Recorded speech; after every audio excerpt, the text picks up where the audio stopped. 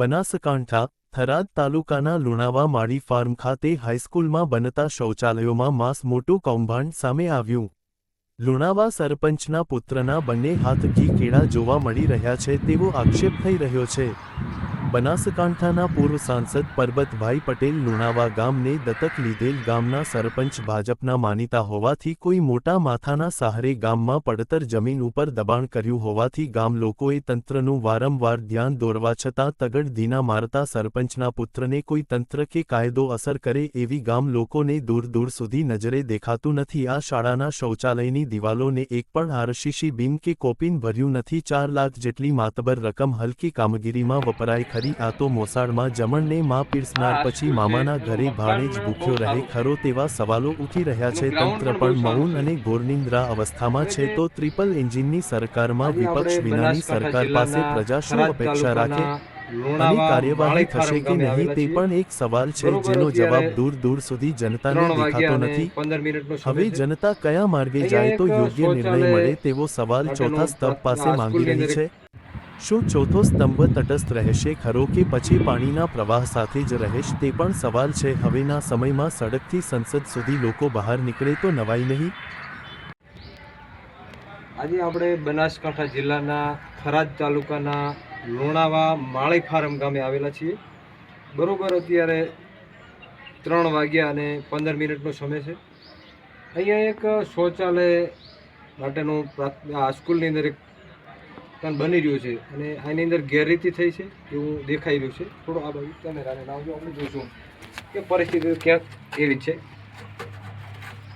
કે જો આ પરિસ્થિતિ આવી છે. જો એટલું આવી રીતે ભાગે છે. અહીંયા આપણે શું કરું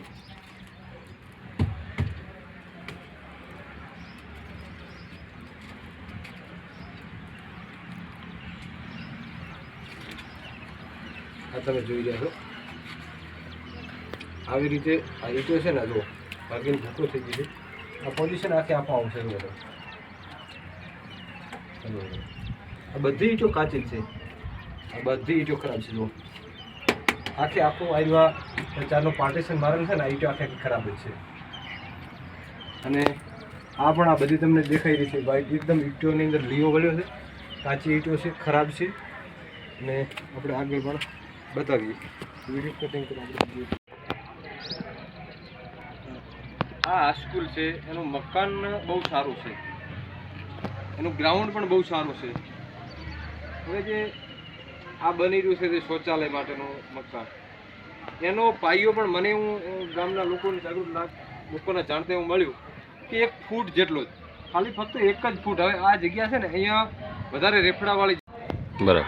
આ પોઝિશન જે છે તે થરાદ તાલુકાના લુણાવા ગામની છે, માળી ફાર્મ. અને ત્યાંની પરિસ્થિતિ બહુ ભયંકર છે અને એમને બી થોડો કેમેરો નજીકથી બતાવે. આને એક પણ બીમા મકાને બનાવેલું નથી. આ શૌચાલય બની ગયું છે, એક પણ કોપીન ભરેલું નથી. ઉપર આરસીસીની છત ભરી દેવામાં આવી છે. પોઝિશન એવી છે, તમે જોઈ રહ્યા છો કે ઈંટો છે બરાબર. આ જુઓ તમે, આવી પોઝિશન છે ઈંટોની. આવી ઈંટો આ લોકોએ અહીંયા છે. તમે જુઓ આ ઈંટો જુઓ બરાબર. તમે જો ઈંટો મસળીએ ને તો પણ આટો આટો થઈ જાય એવી ઈંટો છે. તમે જો આવી પોઝિશન છે. એટલે મટીરિયલ બહુ ખોટું અને ખરાબ વપરાયું છે. આના ઉપર તાલુકા વિકાસ અધિકારી સાહેબ શ્રી પ્રાંત સાહેબ અને લાગતું વળગતું તંત્ર ધ્યાન આપે અને આની ગ્રાન્ટ અટકાવવામાં આવે અને આના ઉપર કાયદેસરની કાર્યવાહી થાય એવી જાગૃત નાગરિક તરીકે રામસિંહભાઈ રાજપૂત માંગ કરી. હાજી, રામસિંહભાઈ બોલું છું, વાવ ખીમાણા પાદરવાળા. બોલો બોલો. અત્યારે તમારી શાળામાં છું બરાબર. તો તમારે કઈ અહીંયા શૌચાલયનું ને એવું કામ ચાલે છે?